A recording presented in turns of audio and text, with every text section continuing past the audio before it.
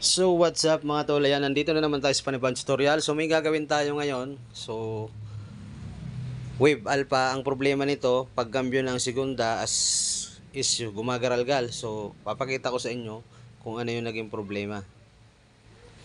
So yung gear, nakita nyo, nabungi yung gear, natanggalan ng dalawang ngipin. Kaya pagkambyo ng segunda, sa pagtapat dun sa may bungi o sa natanggalan ng ngipin, gumagaralgal. So pag ganito, ang nangyayari dito, pag nababali o pag nasisira yung gear, ano to, biglang pagkambyo. Halimbawa, naka tersira kayo, kakwarta nyo, nagkamali, naging segunda. So, yun yung malimit mangyari. Kaya nababali o nabubungi yung gear natin.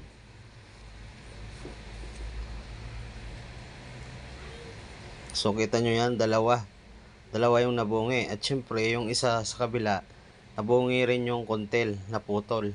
So, ibig sabihin lang, masyadong persado tong makina na to, na pwersa, kaya nasira yung gear.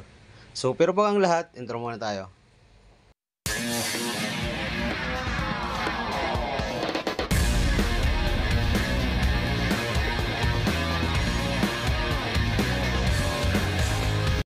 So ito na nga mga tol, yung gear ng transmission natin. So yung dalawa, counter shaft sa main shaft. So ito, kita nyo, nabali yung kontel. Dito naman maliit, nabali yung pinakangipin mismo ng gear. So kalimitan nga, sabi ko kanina, nangyayari to kapag persado yung motor, bigla kayong kakambyo na bumabalik. O kaya naman, sira yung clutch lifter nyo, pagkambyo nyo, hindi nagpipray yung clutch. So isa pa yan, yan, nababasag yung gear, lalo sa automatic. Yan. So sobrang lakas tong pagpasok, yun nangyari. So ito na nga mga tol, naikabit na natin.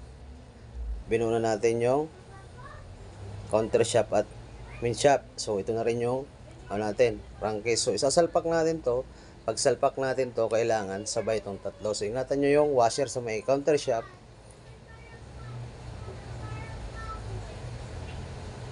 Para di malaglag pag pinasok nila sa may bearing. So pag may wrap ipasok, so gawgain nyo lang kasi papasok naman talaga yan. Kasi dyan talaga yan nakakabit, at saka medyo saktong sakto lang talaga yan para hindi uuga yung transmission natin.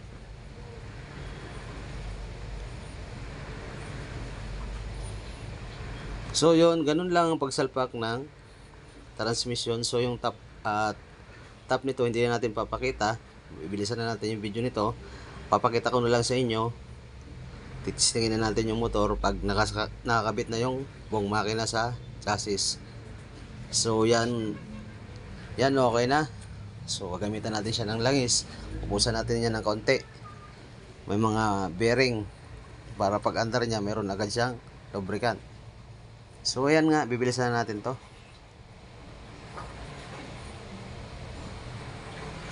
So yun, isalpak na natin yung yung transmission. So hindi na natin papakita yung nito, top. So papakita ko sa inyo mamaya, buo na at nakakabit na sa chassis. So papakita ko na lang, testingin. So ito na nga mga tol, kinakabit na natin, pinapakabit na natin yung makina. Yan, para matesting na natin kung okay na. Kung hindi na sumasabit pagkambyo ng segunda. So fix lang natin, pa-fix lang natin to.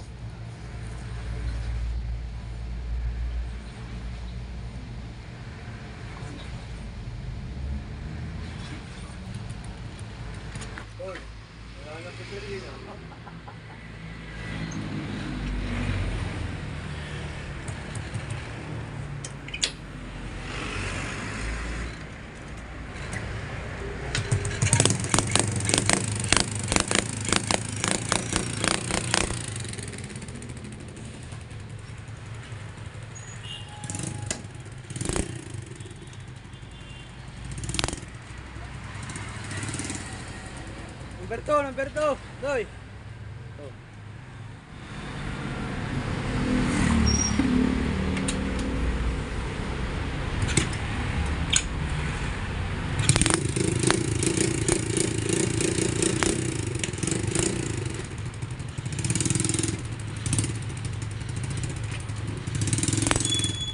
Okay.